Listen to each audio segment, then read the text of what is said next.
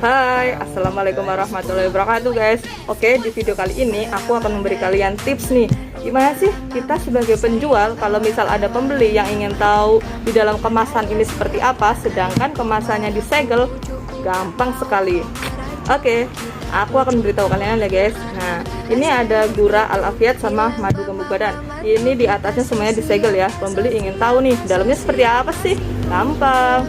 Oke, ini ya disegel, terus kita putar sini, set.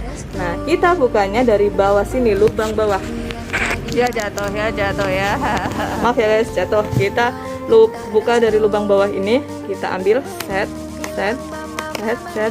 kita angkat, brojol deh. Nah, ini seperti ini dalam kemasannya. Ini madu gurah buat pengobatan batuk.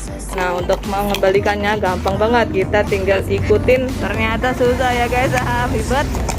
Kita tinggal ikutin nih, masukkan, terapkan lagi, set, sudah jadi seperti semula. Segel aman, rapi, set, mantap. Selamat mencoba. Dadah, sampai jumpa di video selanjutnya ya.